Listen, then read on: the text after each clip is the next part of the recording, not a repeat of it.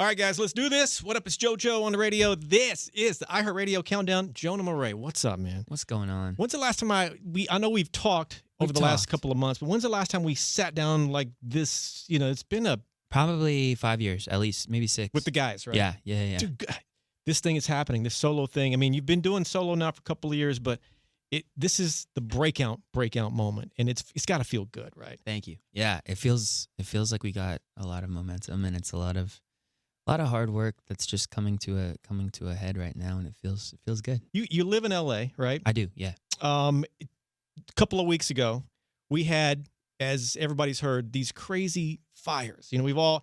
Yeah. I'm just curious before we go any further. All your friends, fam, I assume your house and everything's all good, right? I'm okay. Yeah, everything's fine. But I did have some really close friends that lost their place, and that was tough. So I've been reaching out to them a lot, and just like, you know, it's been good to connect. Right. I feel like in these moments, that's when community is most important, and being there for your people. Yeah. For this countdown airs obviously all over the country, yeah. But for people who aren't from LA.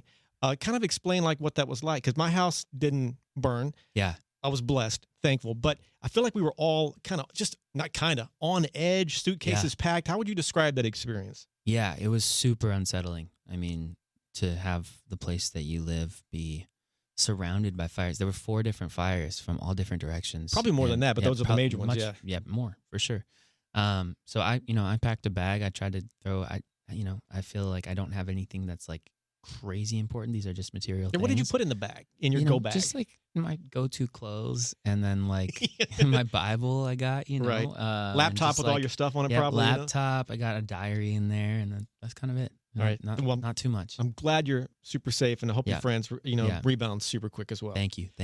Jonah, slow motion. We'll get to it in a couple minutes, but aside from that, you're working on, or so I'm told, album, EP, body of music. I don't know what you want to call it. Yep. What can you say? I can say that I'm working on an EP. It's coming out this spring, in May. So, I'll be putting out the first song off that EP in like March, and I feel like my mixtape that came out last year was kind of like my first foot in the door, like sort of just like, let's get something out there. And you can hear there's a lot of different kind of styles of music on there. I'm figuring out my sound, and then Slow Motion comes along, and it's like starting to crush it at radio. I'm picking up momentum, and then I feel like this EP, I really found my voice in a lot of ways. And just like when I was writing stuff, it just felt more like a diary entry than like if it was like, I feel like in the past I've gone and been like, I need to write a hit today. You know what I mean? Right. And so this just feels more genuine and feels like it'll connect with a lot of people. Is that kind of the, I guess everybody has to go through this, or maybe it's different every time. I don't know. But sure. When you're trying to write a hit, yeah. Is that the kiss of death when writing a song like you? Because how can you? You can do it, but it's just a tall task. It's tough when you go in with the mindset of like, I need a Billboard #1. Like I think there are a few select people that can actually do that. But I do think the best songs come from a real genuine place when you're going through something, or when, like, whether it's you're in a really hard place or you are in love and you're feeling all of that for the first time in a really good place. I mean, you're going to help a lot of people on one hand. On the other hand, you're going to encourage a lot of people. Right. So, Final question I'll ask for now anyway. Yep. Your EP, 20% done, 80% done? It's done. Oh, done? Yeah, we're done. Your fans are super passionate. They've been with you for a while. Give me a crazy and or funny fan encounter, something that comes to mind. And what, somebody approach you in a bathroom for a pic, anybody hide in a trash can to get to you, I just, and I love the fans. They know this. I just love these stories. Yeah.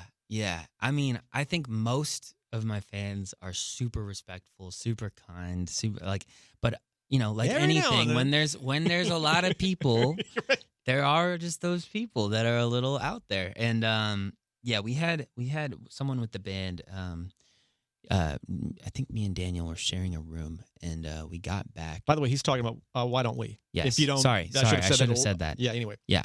My bandmate at the time, Daniel Seavey, we were sharing a room, and this fan had somehow gotten into our room. I have no idea how, but we got into our room and then heard like something in the bathroom, and we opened the door, and there was this girl, and I guess she like somehow like bribed the cleaning ladies of the hotel. I have no idea.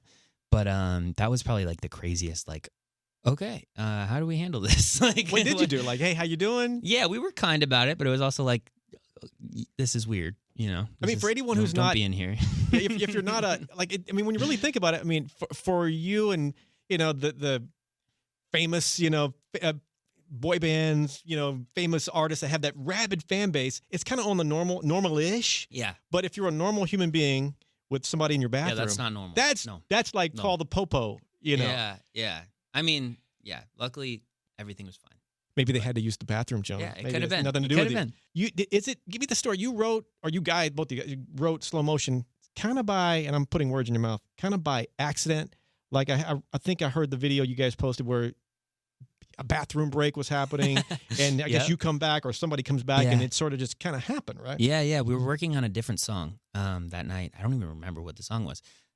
But Ryan came back from a bathroom break and was like humming the melody of Slow Motion. And I was just like, what is that? And he was like, I don't know. Just like came up. I don't know. So he sat down, pulled up a little synth pad, started playing it. And it was just like, we just followed that vibe the rest of the night. And it just feels like a song that could come on at a house party or a club or something, and people would be vibing to it. So that was fun. I don't really have any other songs like that. So isn't that wild when a song, it kind of, it almost, and I've heard this, and maybe you agree, maybe you disagree, but it like comes from somewhere else, like it's channeled from above. Absolutely, 100%. I mean, I don't think I can make up the songs. They just kind of come through me, and they want to be what they want to be, and it's my duty to bring them in. How do you zone into that, or is it by not by accident, but you got to put yourself in the right space to receive that? I guess It was interesting because I believe in God and I pray. Same. And I was noticing that when I prayed before a session and when I didn't pray before a session, very different products. Interesting. And almost every time when I prayed, something great happened. And I'm like, I just have to remember that in life. Like, just spend time doing that and connecting and feeling Him. It's beautiful. Tour plan. I'm told this is the tour, to my understanding. UK, April, the US in May, or fill in the blanks there, Jonah. Yeah, that's right. Going to the Europe, UK, and that'll be in April. Coming back and opening for one of my favorite bands, Nightly. I've liked them for years now, and they offered me an opening slot, and I was like, you know what, this is gonna be sick. These guys are awesome, and we're gonna probably write a little bit on the road. They're Nashville based, and I'm actually moving out there. Are you really? This summer? So I've heard Nashville's a great spot to live, dude, man. I'm so excited. So, anywho, I'm just stoked for that tour. It's gonna be fun. I'm doing like 10 shows with them, and then just kind of planning for the fall a little bit. We don't have like actual dates set yet, but I'm planning a headline tour for the Something's fall. coming. Something's coming. Now, do you? I saw you talking to my buddy Maxwell. Oh yeah. And big shout to Maxwell in New York. Talking about how you've spent basically your childhood on the road. Yeah. Like so much time. So I guess my question is, do you enjoy road life? I know you love being on stage, but everything is a lot that comes with that. Yes, I would say overall, it's my favorite thing to do. I love to travel. I love to meet new people every day. I don't like the same thing happening every day in my life. I like waking up in a different place. And in a lot of ways, the stage actually has become like a home to me. Like my guitarist is in the same place. My drummer's in the same place. It's like, oh, this is like every night. This is very similar. And I don't know. I really enjoy it. Obviously, it comes with missing loved ones back home, but I can FaceTime, and that's good. I really like it. I've grown to. I mean, it feels almost more like home than anything else does at this point. I've been doing it since I was 15. Is the bus cool? Because I know, I can sleep really good when the car is going. I mean, assuming not when I'm driving. But is it kind of cool to kind of sleep on a bus? Yeah, it is. When you're not flying? Okay, so while we were in the band, we always had buses. Now, as I'm starting my solo career again, I'm independent. I don't have a label. I'm in a van. let me be very clear. I'm in a van. We're trying to get Slow Motion into the top 10. Maybe we'll get a bus. You know what I mean? So we'll see. But I love it. I love traveling. Van down by the river. Yeah. Well, we get hotels. We're not sleeping in the van. Jonah, you love. I'm guessing you love writing. It's a big release for you. Yeah. What's favorite lyric? Impossible question. Favorite lyric you've ever written, past, present, or future? Don't give out titles if everything's top secret with the new stuff, but what's favorite lyric you've ever written, Jonah? This one is never said this on air before, or anywhere. But this is a song that'll come out in the future, and it's My Body's Right Here, but My Heart's Back Home. My body's right here, but my heart's back home. That sounds like it's a personal. Yeah, it's what we're talking about. It's being somewhere else and missing being home and the people there. Yeah. Dude. Really Okay, so that's coming up when the new EP and all that. All right. Yeah, down the road. There we go. Jonah, slow motion. Let's play this thing, man. Let's go. Featuring, of course, Ryan Lewis. Give me a little backstory. What do I need to know? I mean, go ahead. Just Sure. It's on you. Yeah, so writing this song, I was writing from a place. I've been on the road, like I said, since I was 14, 15 years old. And is it to the point where not to interrupt you, but is it to the point where why I have an apartment? Yeah, almost, literally. Just get a storage unit, throw some stuff in there. I didn't mean to interrupt. I'm sorry. No, that's good. But I think, such a fast-paced lifestyle, going around, playing shows, always, in places for only a few days and that kind of a thing. I can count on my hands the times that a girl's come into my life and just stopped everything, and everything slows down and she becomes the main focus. And it's just like such a beautiful, almost holy thing. And I wanted to write a song about that. So Slow Motion is sort of like an ode to that feeling that I've gotten once in a while. I'm in it a little bit right now, actually. Good for you. And it's beautiful. And Slow Motion. Yeah, this is my song with Ryan Lewis. I grew up listening to him, so that's a big full circle moment for me. And yeah, it's a good one. I hope you like it. Before I play it, no names required. Since you brought it up, I assume this person just must, when they hear it, they must be like just bubbling up inside, right? Like just blown away, correct? I think so. I hope so. Yeah. I would think, right? Yeah. If you wrote it about me, I'd be like, oh my God. Your Jonah, 2-part question. Okay. What do you consider your best live performance ever? Group, solo, doesn't matter. And then the complete flip of that. What do you consider your worst? Everything went straight to absolute hell. Sure. Okay. Best live performance of all time, I think, was our Radio City Music Hall show. Good thing it wasn't a big venue or anything. I mean, that was insane. That was a big moment for us, and we sold it out, and that was a huge thing for the band. That was just like an epic night. It felt like we were in a movie. So fun, and I feel like we really crushed it, that show, just overall. That's a place you've heard about forever. Oh my gosh, yeah, just iconic. So that I'll always remember that for the rest of my life. Such a great show. On the flip side, I would say two things come to mind. There was one time we were performing in Singapore. I think it was Singapore at a music festival, and my in-ears fully just stopped working. I think the batteries went out or something, and I had to sing. And so I took them out, and I'm listening way out to these big speakers, out in the venue. It's like an outdoor venue, and I couldn't hear the track really. And the delay on top of it's got to be. So that's one. And then probably even worse, we were on live TV, Good Morning America, I think. So that was a big deal. And it was like their Christmas special. And I don't know how this happened, but we sometimes would perform, especially early mornings, where there would be a little bit of help with like tuning and stuff, right, on the editing of the vocals. And it's so early, early, probably cold. So somehow, instead of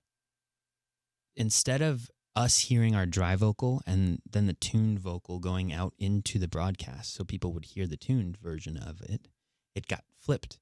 So the tuned version was in our ears, and the dry vocal was going out into the broadcast. And I'm so glad that it actually sounded okay when I listened back. It was okay. It was fine. But like in the moment, we couldn't hear what everyone else was hearing. We were hearing this edited weird tune thing. What a potential on nightmare. National television. Oh my gosh. Oh, anyways, that's my story. Now, Jonah, you mentioned this somewhere, and I'm going to guess, even if the answer is yes, it's going to be future. But you and the guys, why don't we? Is there a down the road kind of reunion thing? I think that there is definitely a possibility of that. We're actually going to court for a trial against an old manager, and we're fighting over tons of stuff. I'm so sorry you guys went through that, It's dude. petty. It's awful. I hate it. I'm so excited for it to be done. But one of those things is like the name of the band. Like, can we use it? And that, so like I think that will play a role in it, but also just like where we all are, you know, in our journeys of solo stuff and life stuff and all of the things. And I do really want it to be all of us if we're gonna do it. Yeah. You know. First of all, once again, I'm sorry you guys went through that, and I hope this ends, and I hope you put that in the lawyer's hands so you can just stay you. I'm just trying to not think about it as much as I can, and then all you got, you know, I'm going to show up in court. All you got to do is just tell the truth, right? That's all you can do. You know? Tell you, what you guys are doing solo, it adds to the story. That's right. And if it does happen, great. If it doesn't happen, you guys will be just fine. Jonah, you probably know this about me. I'm sure we've talked about it one time or another. I am obsessed with the paranormal. Yes. Ghost, haunted houses, all that. I've got a podcast called Paranormal-ish. I mean, I talk to people year-round who've had these paranormal encounters. Have you ever had anything that you would consider a paranormal encounter? Yeah. There's a certain venue in Milwaukee. I know. You know Rave. about this? The Rave? Yeah. Go ahead. Have you been? Haven't been. It's on my bucket list. You got to go. I've got some stories, but tell me what'd you see? What happened? So it's this venue, for those of you who don't know, it's in Milwaukee. It used to be like a kind of a rich person's like country club type venue before it was a music venue. I didn't know that. They had like weddings and that kind of a thing. There's all these crazy stories like where like the bride of a wedding was like actually fell over the balcony fence and died in front of everybody in the wedding. Wow. There's been like countless janitors that have like offed themselves, unfortunately, there. There's been these little girls who passed away in the pool. In the pool, there's an Olympic-sized swimming pool in the basement of it. I think that's what shut down the club. And then after that, it became a venue. Jeffrey Dahmer went there a bunch and was scouting. I think he was also linked to the hotel across the street. That's right. If I understand. He was linked to that hotel, and people who are really into it will like go to that hotel room and all this. I would never do that. But anyways, I was there with the guys. We played a show there, and they gave us the whole rundown. And after the show, we're like going through this like dark tunnel back to this pool, this big Olympic-sized swimming pool. And I just had this eerie feeling. I've never had that. It's like a cold, kind of chilling feeling in my body. And the other guys were messing around a lot. They were like switching the lights on and going, woo, oh my gosh. And I'm like, guys, this is not a joke. Like, I'm freaking out right now. It was not fun. And also another weird thing, on the inside of the pool, people sign it. It says, if you're reading this, I am dead, signed Mac Miller. What? No, Crazy. On the pool. I swear. Do you think he... What? I don't know how. I don't know why. It's there, though. It's very strange. That's deep. And, oh, my God. Anyways, that's the most paranormal story I have. I ran out of there when the guys were starting to freak out and do their little, like, joking around stuff. I don't mess with it. I literally got out of there, went to the bus, turned on some, like, worship music. I'm like, no. I'll tell you one, the band AJR? Yeah. They told me they were playing there as well. Sure. And maybe you can, back me up on this. There was a green room, the dressing room. Yep. And to my understanding, there's one door, one way in, one way out. Or at least this one was. Yeah. And they're in the hallway, walking in the hall, talking, chatting to whoever. There's the green room. They opened the door, took a peek in there. All right, cool. Shut it. Nothing happened. Had a chat for another 30, 45 seconds. Opened the door again, and the chairs were stacked up. Now, I don't know how... That doesn't surprise me. That happened. I don't know. I have no idea how that happened either, but I think that is the place that I've been in my whole life where something like that would make sense. What the... And they said it was almost like the chairs fell up. I don't know how. Weird. Within like 30 seconds, opening, shutting, boom. So anyway. Okay. I'm going to go out there and just I want to hang out there. I think you should, especially because you have the podcast and everything. Yeah. It's worth checking out. You and I are going together. Let's go. Have you ever driven by someone... and you hear like through the car window or whatever, somebody playing your music, or maybe you're in a store, shopping, or a restaurant. Has that ever happened? And if so, did they happen to notice that you're right there? That actually really hasn't happened to me. I've heard my song, like with the band. We heard 8 Letters quite a bit, just out in public. I hear it, at a restaurant or a store, on Delta planes. Whenever we'd land, sometimes it would be the soundtrack, which was What crazy. that's a trip. That was a trip. But most recently for my solo stuff, I just had a big billboard up in Times Square of my face, which was wild.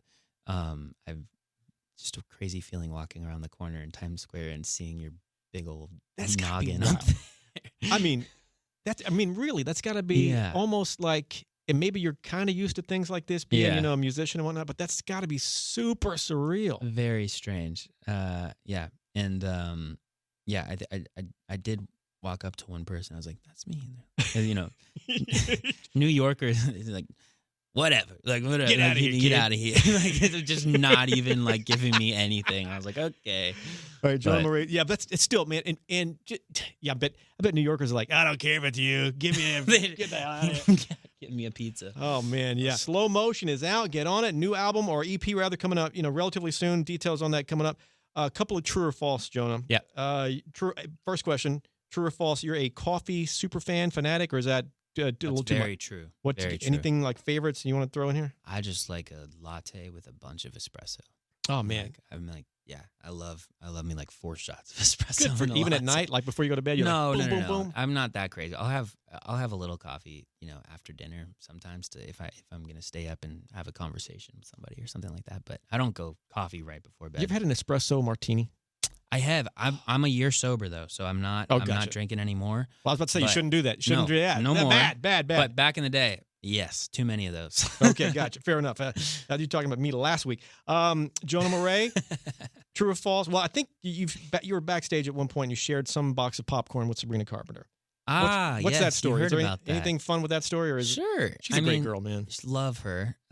Yeah, we were doing a show together, Jingle Ball with iHeart, and I just stepped out of my green room. I was walking to grab some catering, and there she was. She was doing a little like photo shoot with her photographer, and she was holding popcorn, and she was like, "Hey, you want some popcorn?" I was like, "Sure, I'll take some." She handed me the popcorn. It was great. It was awesome. Thank you, Sabrina. Appreciate you. Yeah, she's epic, man. She's sweet, and I love how well she's doing. It's so fun to see, and just like I feel like that's the epitome of like someone really leaning into who they are and honing it over years, and then like figuring it out, and just like boom, she's like a little bit of Dolly Parton, a little bit of like. She's just found her thing and really become the best version of herself. You know what I like about it too is that it's taken a minute because she worked at this for a long time. I know. The story that I'm talking about was like 2018. Yeah. So I mean, she's been at it for a very long time, and the fact that she's up for Best New Artist is like crazy at the Grammys, right? Nuts. That's amazing. And you know what? I think if you could pick and say, hey, your first single, the biggest song ever, who wouldn't want that? But I think the smart way is the slow build. Yeah. Because your fans, you build a fan base, you tour, this and that, whatever, and it becomes a thing as opposed to boom, and then it's over, so. I was just talking about this with someone where I'm like, the band and all of that was such a great experience for me, and I can learn about how that affects different relationships, how much work it takes to be in this industry. I can take these lessons that I've learned throughout those years and then apply them to now. And I feel like I got the best kind of schooling for the music industry. I feel like I'm in a great place to, we'll see how like Slow Motion does the next single. Like it just feels like something's building right now. And I feel so lucky that I have the knowledge that I have coming into this. It's really fun. Next one. Clearly you're a Harry Potter super fan. Yeah. Best movie of the series? I really like The Prisoner of Azkaban. That one's my favorite. All right, fair enough. You love Lucky Charms. You hate Raisin Bran. True or false? Very true. Raisin Bran is I'm not a big raisin guy. Plus, it gets soggy. I don't like raisins. I think I might like just bran if there was no raisins. Final question. Message to your fans. OGs to new. What you got? I'm just so grateful that there are people out there that are excited about the music that I'm making and care about me. I think that we have a different connection than I've ever seen an artist have with their fans. And I can't wait to see you in person whenever I see you, whoever you are listening to this. And I can't wait to give you a hug. Thank you for supporting me. This means the world that I get to do this. I don't take it for granted. And love you very much. And hope to see you soon. Quick recap. Slow Motion, obviously, it's out. jump all over this track. Yep. New EP in the works. Date on that once again, rough date? It'll be right around May. That'll come. But the first single come in March. All right. What else do people need to know about Jonah Marais? Jonah Marais? Just, I don't know. Reach out to people, love people. That's my whole thing, is just like connection is beautiful. Vulnerability is the doorway to connection, I think. Like being able to just share how I'm feeling today, or just like what I'm going through. Sometimes then it frees up the table for other people to share that as well. So I encourage you, whoever you are listening to this, I don't know, talk to your parents or talk to your close friend about what's going on in your life, and that can really help. Vulnerability is the, say that once again? Vulnerability is the key to connection. That's full on genius. Thank you. And that's why some songs work and some songs don't, I think, you know. Yeah. Dude, thank you for hanging out. Dude, thank you so much for having me. I appreciate it, and thanks for tuning in, whoever's listening. There we go. JoJo's the man. I got seven fans listening, so we're in luck. Oh, come on. All right, at the end of every interview, Jonah, fist bump to make it official. Let's go. Give me a little, Come on. Hi-ya!